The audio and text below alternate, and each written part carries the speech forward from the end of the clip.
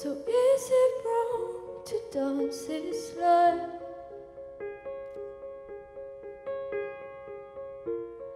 If your heart was full of love, could you give it up?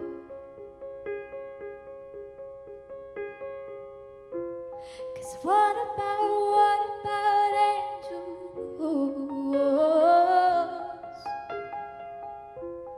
They will come, they will go make us special. Whoa. Don't give me up.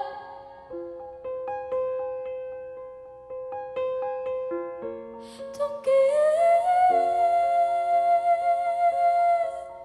me up.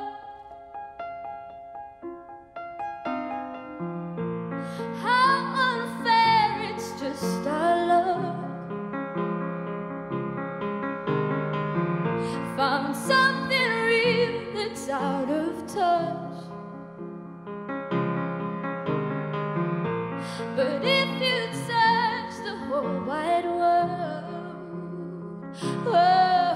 would you dare to let it go?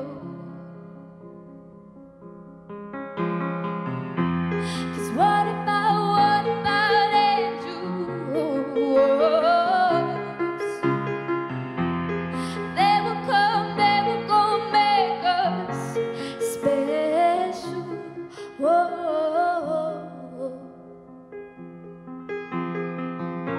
Don't give me up.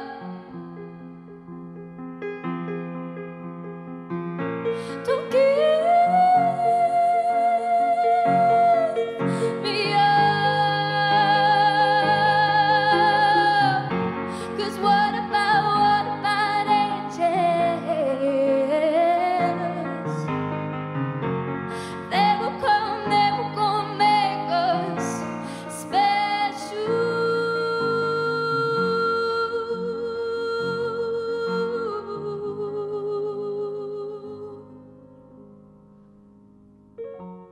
It's not about angels, angels.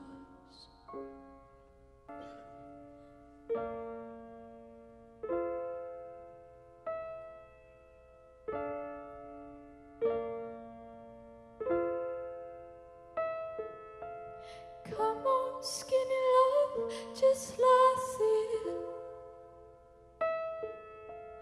Pour a little soul, we would never hear. My, my, my, my, my, my, my, my, my. Staring at the sink of blood, crushed veneer. Taught my love to wreck it all. Cut out all the ropes and let me fall. My, my, my, my, my, my, my, my. Right to the moment this stardust told. And I told you to be patient, I told you to be fine, and I told you to be balanced, and I told you to be kind. And now all your love is wasted, then who the hell was I? 'Cause now I'm breaking at the bridges, and at the end for your lives. Come on, skinny love, what happened here? Suckle on the hope and let me see. My, my, my, my, my, my, my,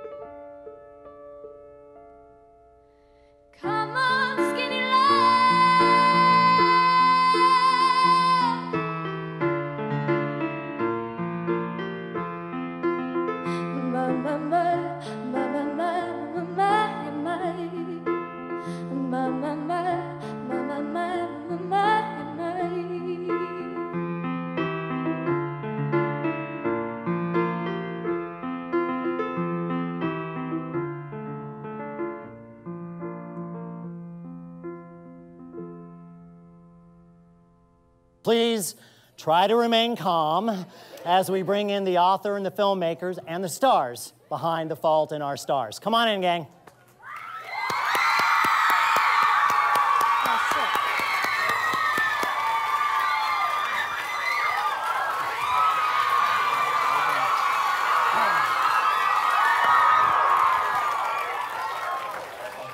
So, where do you think you're going? Oh, he's running for a hug from somebody else. That's fine. Hug whoever you want. It's fine. All right. So I'm going to imagine that if you're in a theater right now, one of the 650 theaters, some of these people probably do not need a lot of an introduction. You probably know who Shailene is. You probably know who Nat is. You probably know who Ansel is. You might even know who John Green is down there, responsible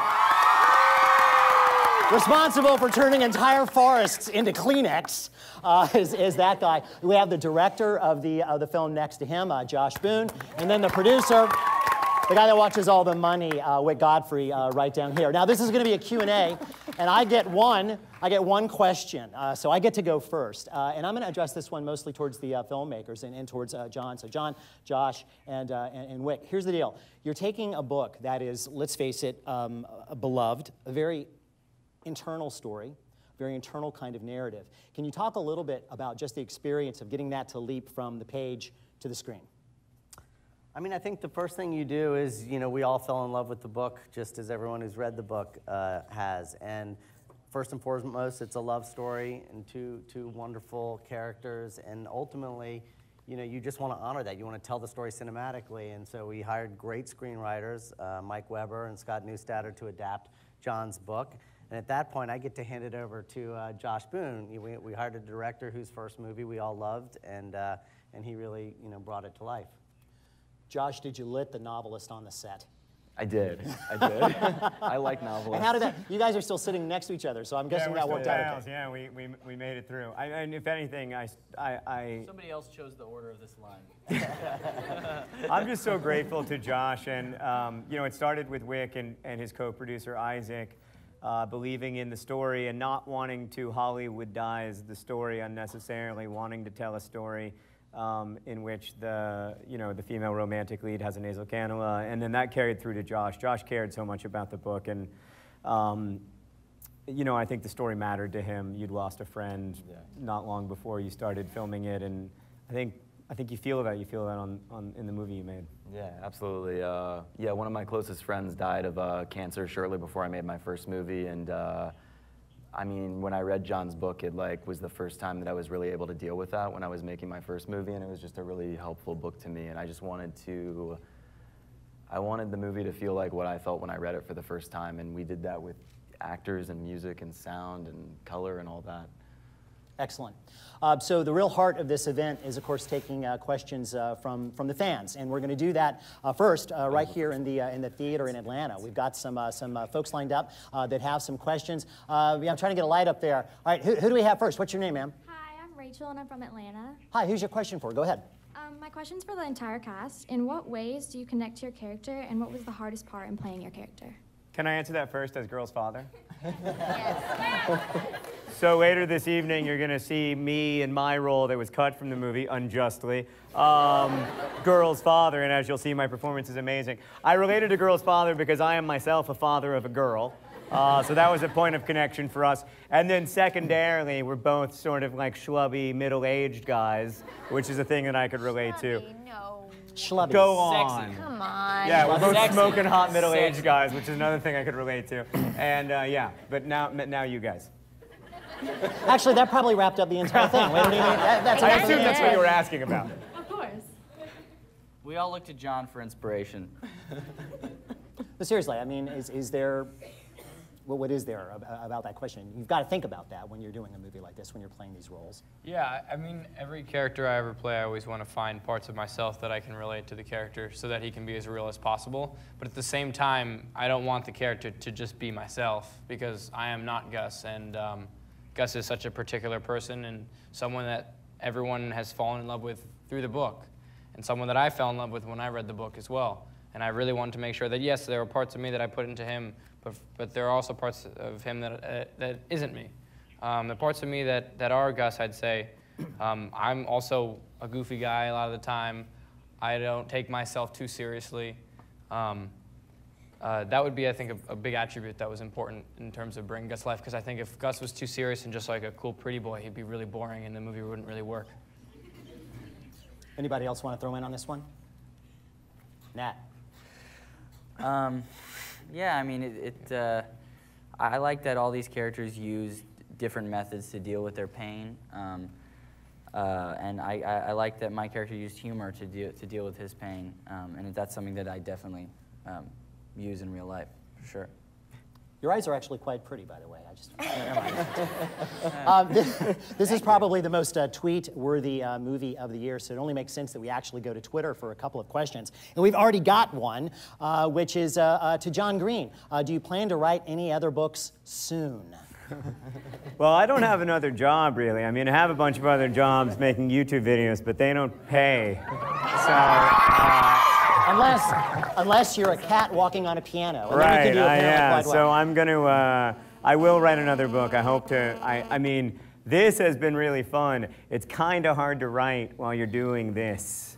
This is like the opposite of writing. So I'm really looking forward to getting home and starting again. And yes, hopefully soon. I'm really going to try. And maybe negotiate the movie deal before you actually write the book. Oh, yeah. Even when there's no plot. I'm just going to tell Wick I have a book, and Wick will be like, cool. I'm in. And how many points do you want at the box office? Just go ahead and tell. And Shay's in. Shay, I can get Shay easy, yeah. Well, we're going to make the deal right here. Let's take another one from the theater. What's your name, ma'am? Hi, I'm Tori, and I'm from Snellville. Hi. And my question's for the entire cast, and it was, what was the best mistake someone made while filming? John, let's have somebody else go first this time. This is, all right, who wants to jump in on that? Ansel, maybe. Well, I think that one scene that we definitely made a lot of mistakes doing was the egg throwing scene. Right. It was a pretty messy day. Literally. No pun intended. It's a $30,000 mistake that you guys made. Yeah, that was a great one. Someone, like an egg ended up hitting the corner of the door, which is a great moment because it's like it really gets close to Monica's mom, and it goes inside the egg actually ended up splattering inside the house and like going all over the person's house, like rugs and paintings and yeah, like Picassos were in there and stuff and got egg all over them. So like it ended up costing us millions of dollars, but it didn't. There were no Picassos in there. I'm just kidding. She was really excited to let us use her house until that happened. Yeah, but that moment is so funny. And then like there are other moments where my favorite moment, Shay, was the bee. Remember the bee? Oh my God, I forgot about it. Sorry, I just could not stop. You were amazing, Birdy, and I can't stop crying. This is so emotional. She had... Who the hell can? I have like snot all over my nose. She was so cute. She had her head just inside the door so she could hear. Oh my God, there's Kleenex. Yeah, Shay was listening like with her head inside the door and crying. And also, it's also worth noting that this is huge. This is a wonderful beginning for us. Like we're so proud to share this movie with you. It's also kind of a very now I'm going to cry. Yeah. It's also a very sad moment for us because we're all so close and we love each other so much. And this is an ending for us of getting to be together doing this. And so it's like the last night we're all. We just get to pass the torch. Yeah, so we're very happy to share the movie with you guys. Okay, I'm sick of the crying. Okay, so we're gonna stop crying right now. I didn't even see the movie. Wait, but what you pointed out? The bee. Oh, the bee. We're doing the scene. story. Yeah, it's like, wait, how did we forget about this story for all these months? I remember the story. Oh, you will now. But we're doing the. I have no idea what we're talking about. Because you weren't there. You weren't there. You weren't there, Nat. Get out of here. No, he was there. You were blind. It was the. Anyways, it's the scene where Hazel first meets Gus and he's smoking his cigarette or putting the cigarette in his mouth and not smoking it, and I'm looking at him and he's like, we're talking or whatever, and I'm supposed to be blushing, and I look, and all of a sudden I feel this really gnarly pain in my neck. You were there, right? Yeah. And I'd never been stung by a bee before in 22 years of my life, and I had got stung for the first time while we were doing that scene. The bee was flying, and they caught it on camera midstream. We should put that on deleted scenes. Midstream, as soon as I turned my neck to look at Ansel, it got caught between the cannula tube and my neck, and it stung me. And Shay was in obvious discomfort, but by far her biggest concern was the health of the bee.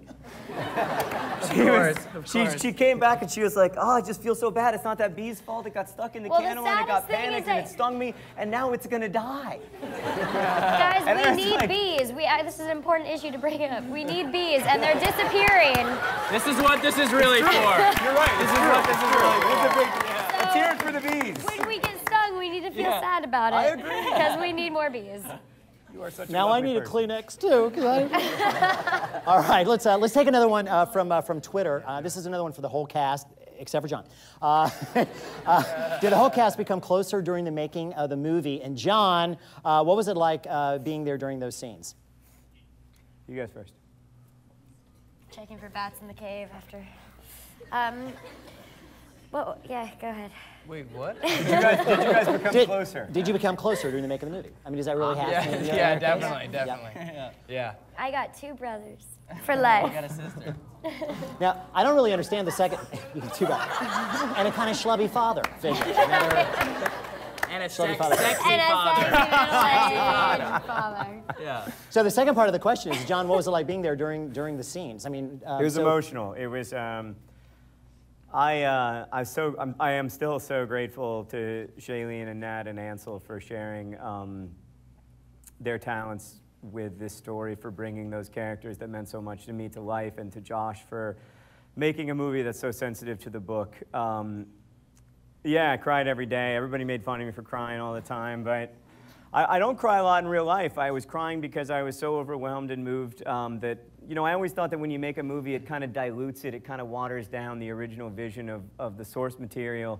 But what I learned from this movie is that when people make it with love and real care, it can become stronger in a way. It can become more powerful, and it can be shared more widely. And that was pretty much my experience every day on set. I felt like I was, some of the pain, maybe, to be honest with you, some of the personal pain that I had trouble letting go of that caused me to write the book in the first place.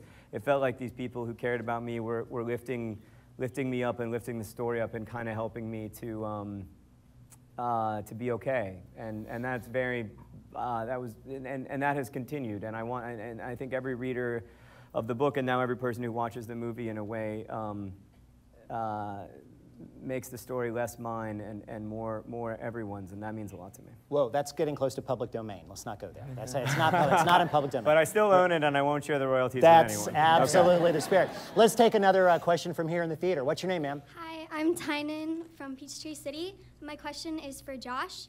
I play guitar, so I wanted to know how you picked the artist for the soundtrack. I love music, and I mean, I brought a USB stick to Fox when I went to pitch the movie that had a bunch of songs on it that was kind of the tone of the film, hopefully. And then we had this amazing music supervisor named Susan Kent, and I gave her my iTunes library and was like, this is the kind of music that I like, and she just brought, you know, wonderful artists and wonderful things to it. But you just find songs that feel like the movie, you know, that feel tonally right, and hopefully that's the glue that holds it all together. And weren't there some songs like what Birdy did, where she saw the movie and then went home and immediately She wrote read the it? book first, not to I read brag. the book. She did, yeah. Yeah, and we had a bunch of wonderful original artists, you know, come and do original songs for it that were great. All right, we'll take another question from Twitter. And this one's for John, so we know there'll be a nice long answer. In your opinion, what was the best part of the movie? In my opinion, what is the best part of the movie? Yeah. I'm not going to say all of it. That's cheating. The eulogy scene, the scene in the church. Short answer. How do you like them apples? Let's take another question from here in the theater. We've got a few more people that would love to find out some things. Go ahead, ma'am. Hi, I'm Grace. I'm from Alpharetta, and my question's for John. Do you find it hard killing characters? And then, is it harder for you to watch them die or to write their deaths? Well, I want to say for the record that I've never killed anyone. It's something I'm really proud of in my life. I've worked really hard not to do it. It's a great streak that I've been on for 36 straight years. I don't kill people, people die. People die in books. I have terrible news for you. Everyone in Peachtree City is going to die.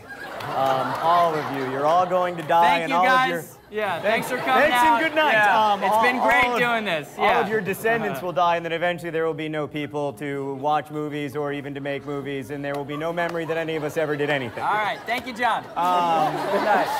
Yep.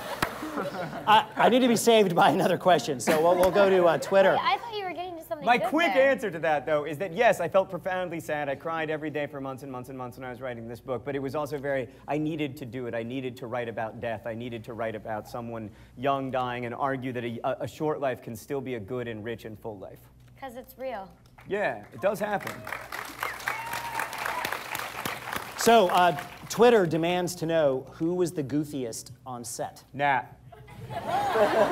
Nat. Was it really Nat? Yeah. Okay, can I ask a question? Because it's a personal thing I want to know. Was he more goofy on set once he was blind? Or before he was blind? Getting into dangerously offensive territories. I mean, my definitely riding that offensive line. My answer to that is that Nat is full goofy. Like he is as goofy as the actual goofy. But here's the thing. Nat is also one of the smartest people I've ever encountered. Yeah. Which is where the goof comes from. So No, goofy you is have to be witty. Nat isn't just a goofball. He's super witty with his humor, He which is very Isaac and which is very Fault in Our Stars, which is why he does so well in this movie. Yeah, he's one of the fastest wits I've ever met in my life. Congratulations on your fast wit, man. Only his brother. Let's take another question from here in the theater. Go ahead, ma'am. Hi, I'm Dee. I'm from Alpharetta, and my question's for Shailene and Ansel. So, since you both play characters who are diagnosed with different forms of cancer, has your role changed your point of view on how to treat cancer patients and or helped you understand how it feels to be sick? For example, like cancer perks. That's a big question. I think, like, just to preface it, is we are very blessed where we are actors playing people with cancer and don't actually have cancer ourselves. And to cross the territory of being able to empathize with somebody who is going through that situation, I think is not something that I can relate to. I felt like I could empathize with a young girl who is falling in love for the first time, and I could empathize with a young girl who was dealing with different hormonal changes and learning how to navigate this new love and this new loss and everything that it meant to be in love for the first time. But as far as having cancer, that's not something I feel like I can personally speak to because I haven't personally been through that. And it's so individualized for each individual who's going through their own personal experience.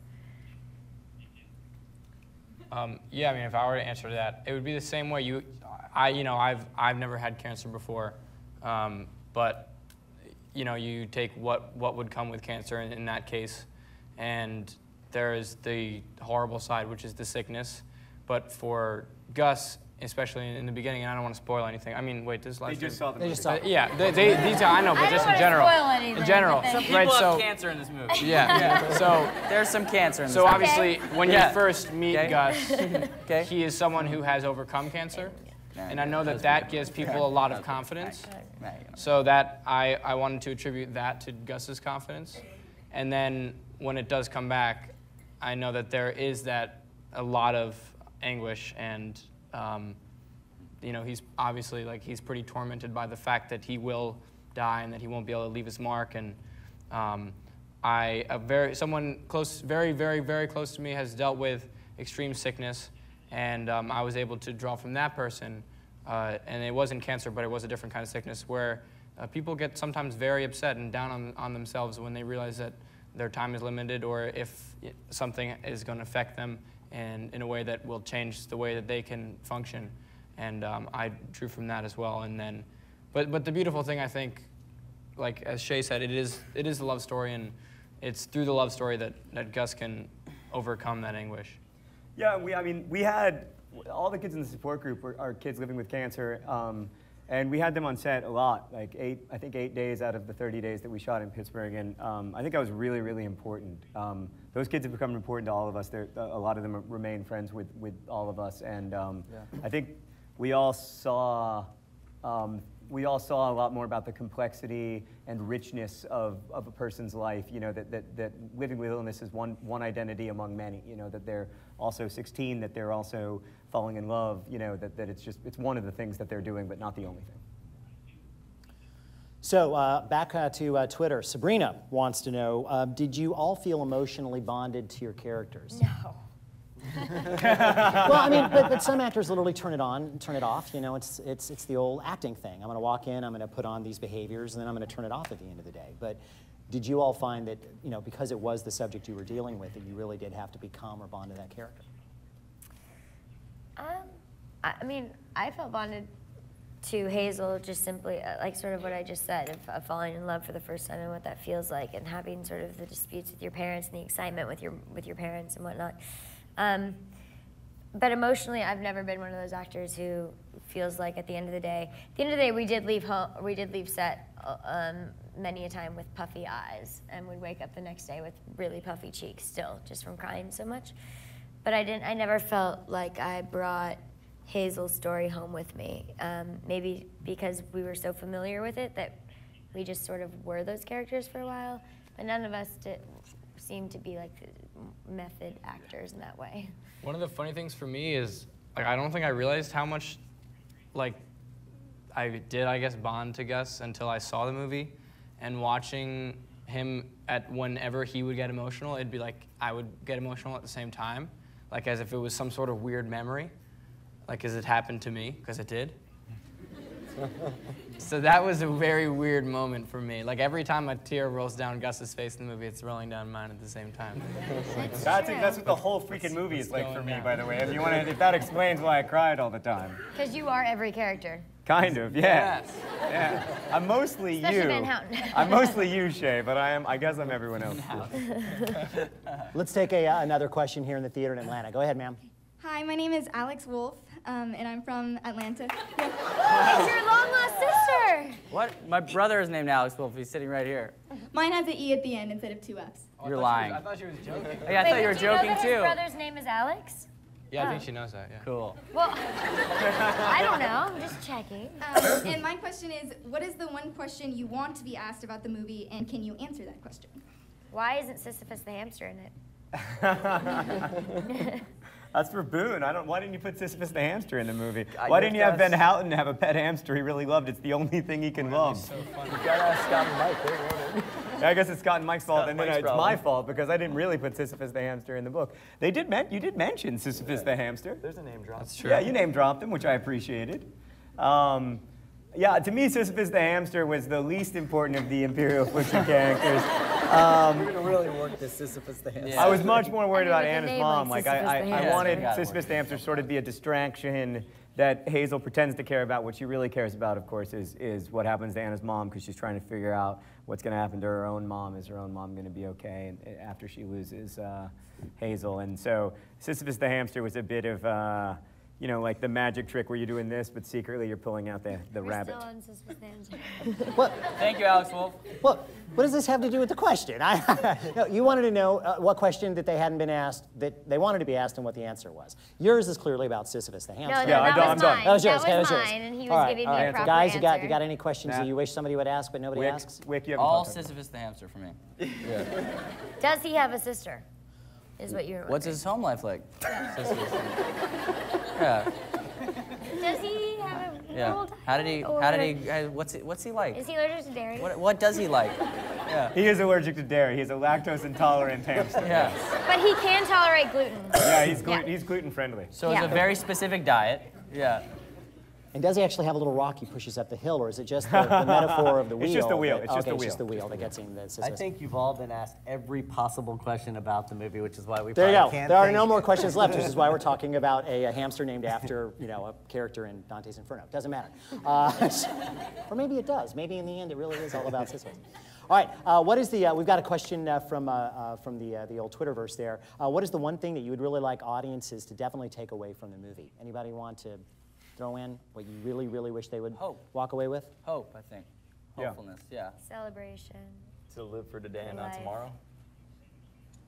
Yeah, I know from when I read the book, my first thing is I want to live a better life. And I hope people feel like that when they leave the theater. That they Do you just wanna guys be- feel like that? Somebody told me after they saw the movie, they said, right after I saw the movie, I called everybody I loved and told them that I loved them. And I think that's really kind of perfect for me, what I got from the book and what I got from the movie. That's how I felt after I watched Die Hard 4. Hey, you know. Not 5. Yeah. Not 5. No, not 5, just 4. Yeah, 4 does 5 it too. made me feel nothing. Sorry, Rick. Well, before we get into the entire saga of John McClane, let's go up for another question here in the theater. Go ahead, ma'am. Well, my name is Sydney Main, and I'm from Johns Creek, Georgia. And while I love all of y'all, my question is for Ansel. Do you fear oblivion in real life? That's a good question. I think that I definitely have learned a lot of lessons actually from playing Gus, and it might just be the fact that when I did play him, I was 19, so you know, when you're that age, you're still learning a lot of things as I am now, because I'm 20, I'm just learning things all the time. However, yes, I think that I probably still do a little bit, but less than I did before I played Gus. And I think that it's a good lesson to learn because, as Hazel so perfectly put, oblivion is inevitable. And if something I'm afraid of, I should just forget about it because it's going to happen. Can't do anything about it. Yeah.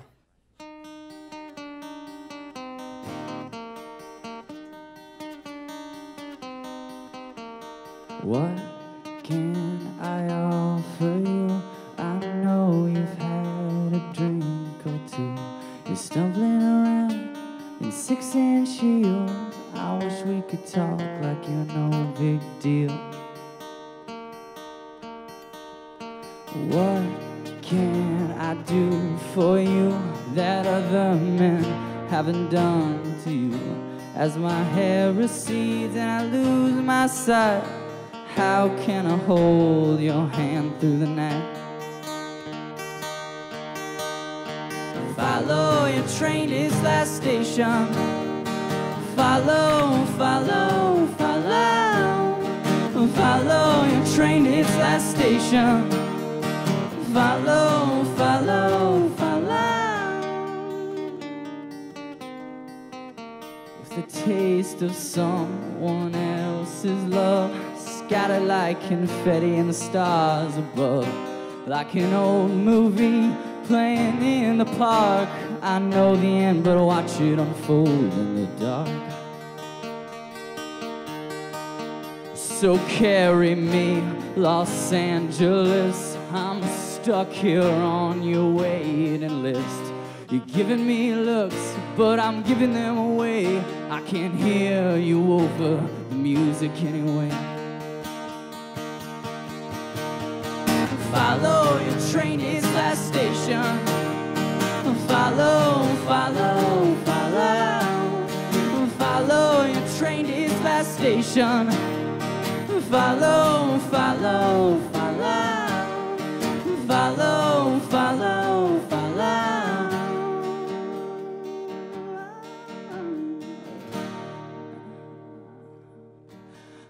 I never burned through love that let me loose. I only set the table for the company I choose.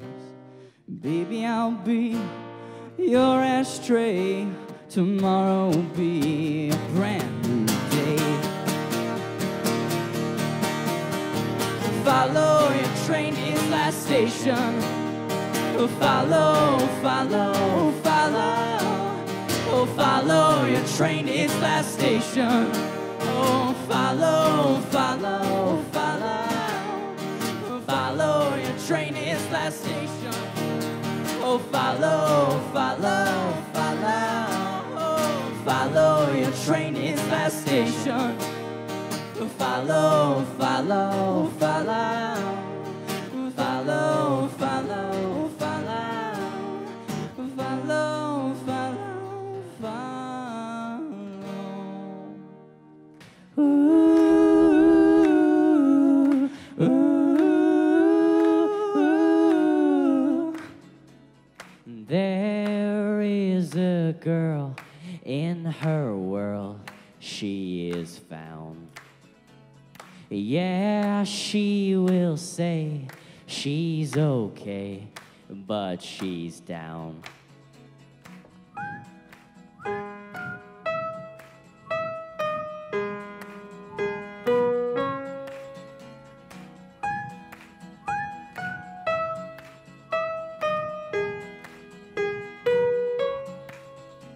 And hair is a mess, it's the best in sunshine. And eyes are so bright, but at night they are mine.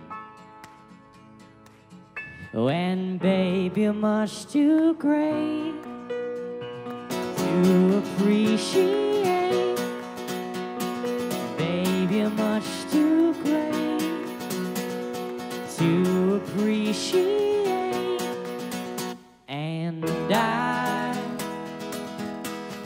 breaking all the rules.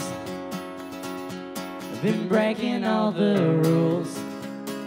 I've been breaking them for you. And I've been breaking all the rules. I've been breaking all the rules. I've been breaking them for you.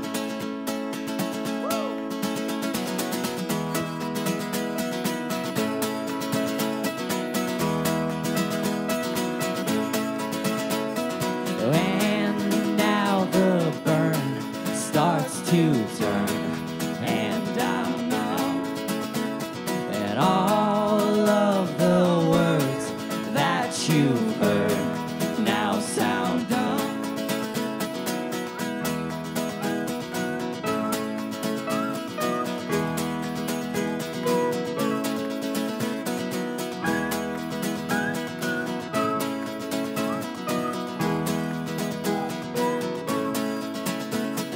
Kill all the smiles the long while I'm alone. So I'll pay the dues while I watch you sad in stone. And babe, is it a crime that you take all your time? And I've been breaking all the rules. I've been breaking all the rules. Been breaking them for you. When I've been breaking all the rules. I've been breaking all the rules. Been breaking them for you.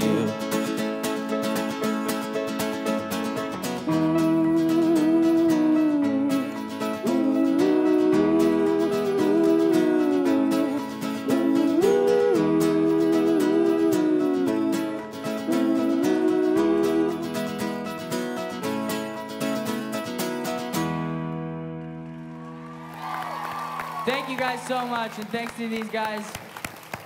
The Fault in Our Stars. Go see it again. We do have one more tiny morsel for you, as delicious as any dessert you could get at Orange. That's how you pronounce it, right, Orange?